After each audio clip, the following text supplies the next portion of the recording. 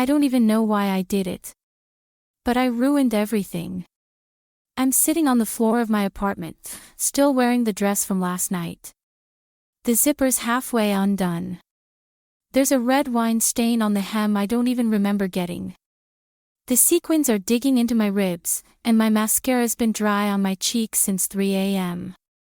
My phone's been vibrating non-stop, but I haven't looked at it in hours. When I finally do, the messages burn through me like acid. You're disgusting. He deserves better. How could you do that to him? At your own engagement party. Tell me this is fake. Please. And the worst one, from his sister, you broke him. I press my palms into my eyes, hard enough to see stars. Maybe if I push hard enough, I can erase the image that won't stop replaying, Daniel. Standing there. Frozen. A bottle of champagne still in his hand. His eyes locked on me, and Eli. Lips still inches apart. Breathless. Caught. The moment everything shattered. I remember the sound the glass made when it slipped from his hand and exploded on the concrete patio.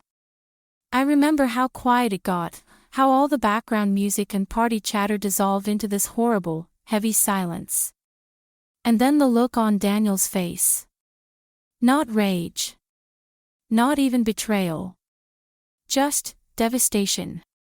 Like something inside him had snapped. And I did that. I did that. I'm not going to pretend I was drunk. Or that Eli forced himself on me. Or that I didn't know exactly what I was doing. Because I did. And the worst part. I loved Daniel. I really did. He wasn't just my fiancé. He was the man who'd been patient with my scars, gentle with my silence, and careful with my heart. He knew I'd been through hell before him, especially with Eli, and he never tried to fix me. Just held space for me to heal. But maybe I was never fully healed. Maybe a part of me was still chasing the chaos I had confused for love. Maybe I didn't believe I deserved someone like Daniel. Or maybe my past was never done with me. My name is Natalie. I'm 28 years old. And I destroyed the best thing I ever had, all because I couldn't keep my past where it belonged. Behind me. 3 years ago, I met Daniel at a bookstore in the middle of a thunderstorm.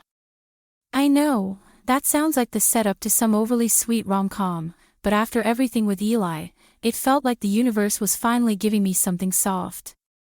Something safe. Eli and we were the kind of couple people warned each other about. 5 years of back and forth. Passion that burned so hot it scorched. Arguments that ended with slammed doors or silence so cold it felt like punishment.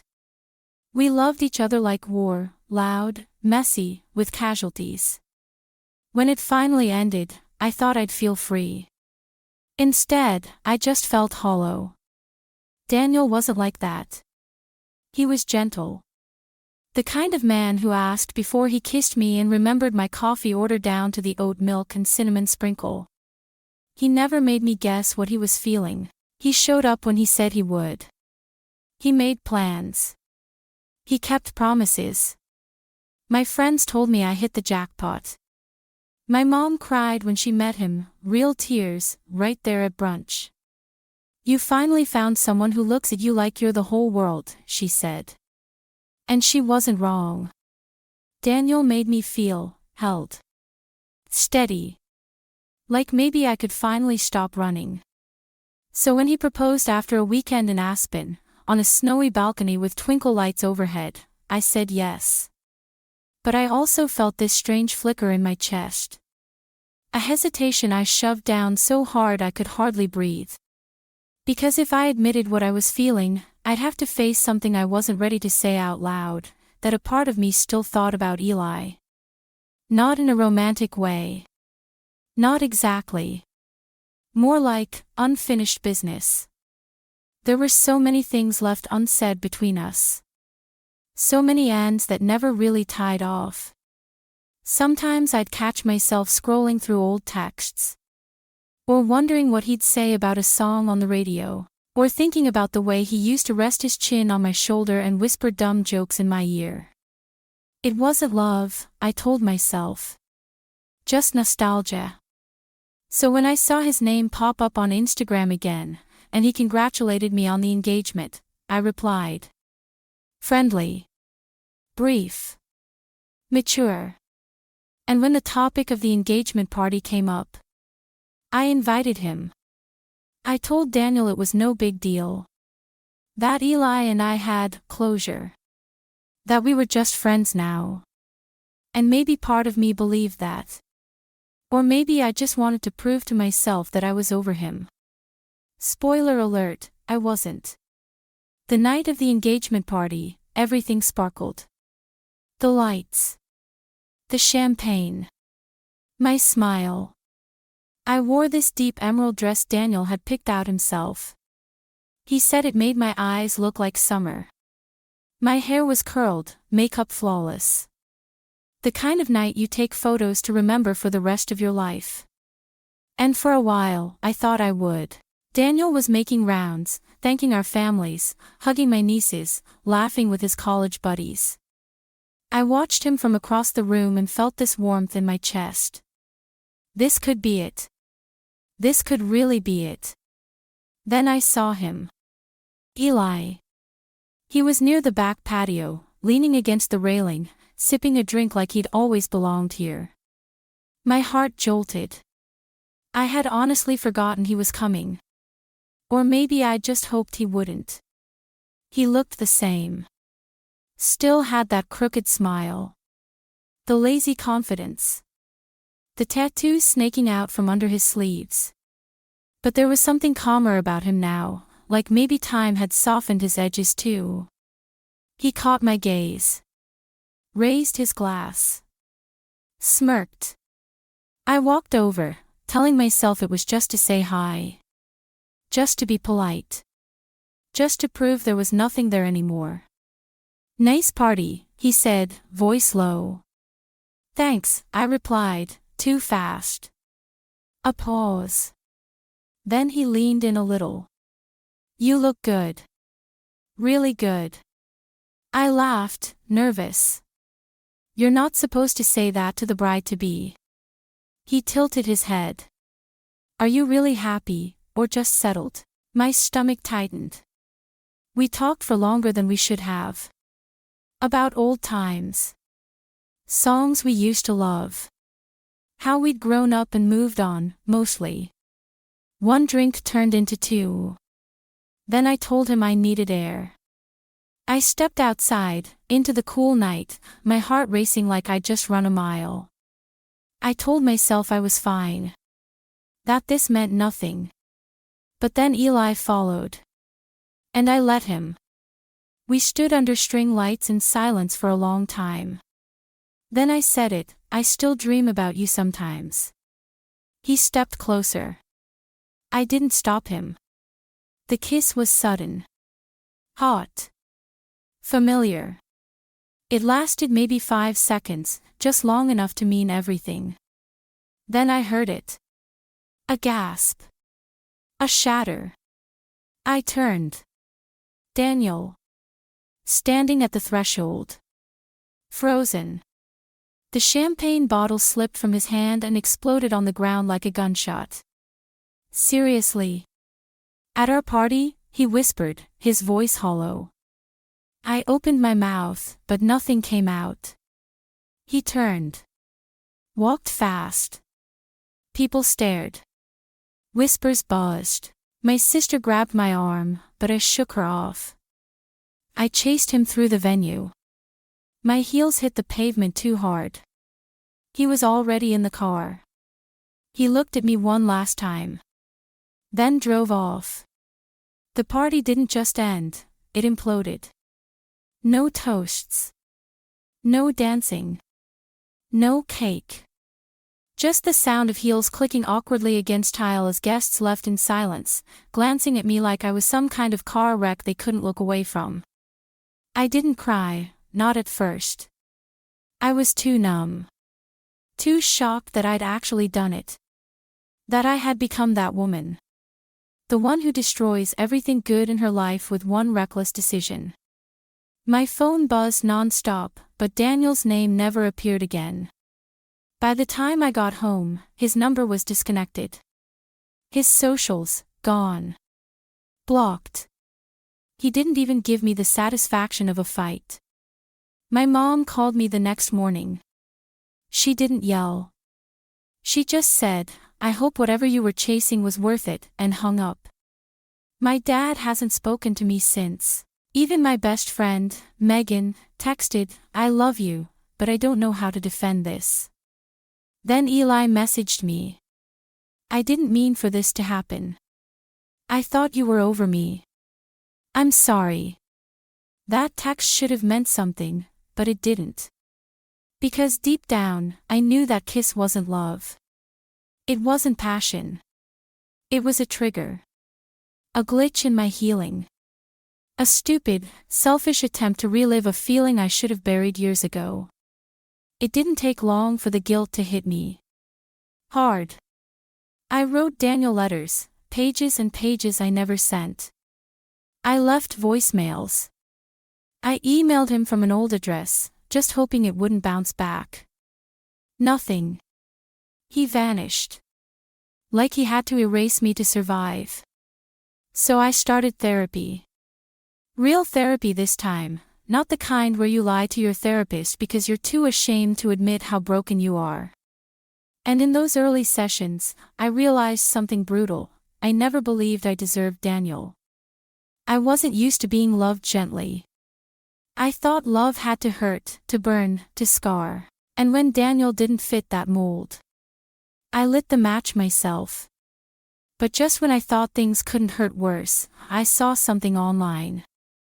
Daniel. In a new photo. Smiling. With another woman. Holding her hand. And in the caption. Second chances aren't always given. Sometimes, you have to find them yourself. A few weeks passed in this gray, shapeless fog. I woke up late, stayed in sweats, lived off cereal and instant coffee. The silence in my apartment felt louder than any scream.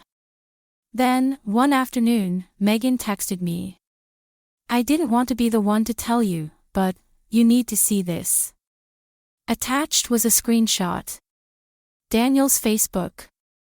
Engaged to Olivia Spencer. The date? Last night.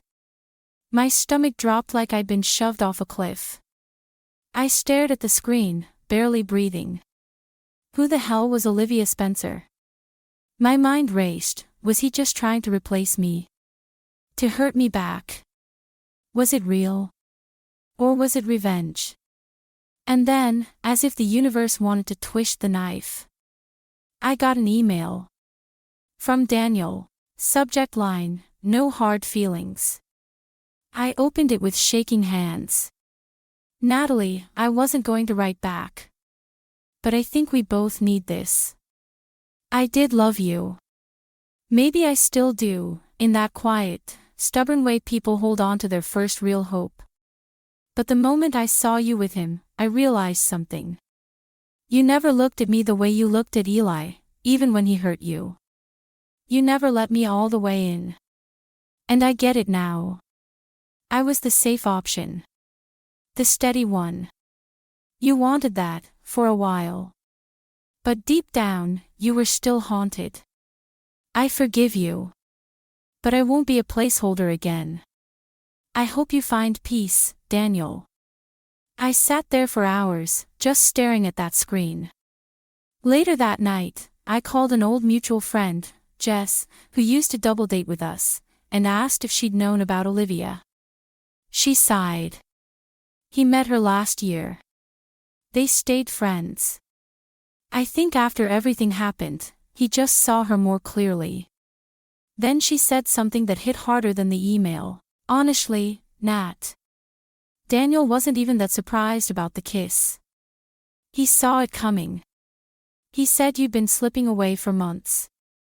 I didn't cry right away. I just felt this cold, hollow ache, like something had been pulled out of me and nothing would ever fill that space again. I realized I wasn't confused when I kissed Eli. I was lost. I had mistaken stability for boredom, kindness for weakness. And in trying to chase the fire, I burned down everything good in my life. Eli never responded again. He moved to Arizona. Blocked me, quietly. Disappeared, just like Daniel. No calls. No closure. And for the first time, I was truly alone. No safety nets. No distractions. Just me, and the truth. I'm packing today. Cardboard boxes stacked like towers of everything I never got right. Half my closet is already gone, donated or tossed. The walls are bare. The couch where Daniel and I once binged old movies has been sold. Even the echo in this place feels like judgment. That's what fear does. It whispers that the good things aren't meant for you. That they're borrowed. Temporary. Conditional. So you sabotage them, just to say, see. I told you it wouldn't last. Daniel is engaged again now. I hope she sees him. Really sees him. Not as a rebound. Not as a safety net. But as the steady, quiet miracle he always was. And me? I'm not healed yet. But I'm trying. I journal. I go to therapy. I sit with the discomfort instead of running from it. Some nights, I reread that email. Not to reopen wounds. But to remember the lesson, if you're ever lucky enough to find someone who brings peace. Don't chase the fire that once burned you. Because chaos is addictive. But peace. Peace is love that knows how to stay. And maybe one day, I'll find it again. Or maybe I won't. But at least now, I know I won't push it away when I do. Tell me. Have you ever ruined something good, just because you didn't believe you deserved it? In one of the boxes labeled miscellaneous, there's a smaller one tucked away in the corner. A shoebox. Inside is Daniel's last email. Printed on soft, white paper. Folded twice. On the lid of the box, I wrote one word in Sharpie, truth. I keep it not because I want to punish myself, but because I never want to forget what it cost to finally see clearly. For a long time, I thought I wanted passion. The kind that makes your heart race and your stomach drop. The kind that's messy and all-consuming and makes you feel like you're drowning, but somehow alive. But what I really needed was healing. Stability felt foreign. Kindness made me flinch. When Daniel offered me peace, I mistook it for dullness. I thought love had to be earned through pain. That calm meant it wasn't real. So I destroyed the one person who never asked me to change, who just wanted me to believe I was enough. And I didn't ruin it because I didn't love him. I ruined it because I didn't love myself enough to think I deserved someone like him.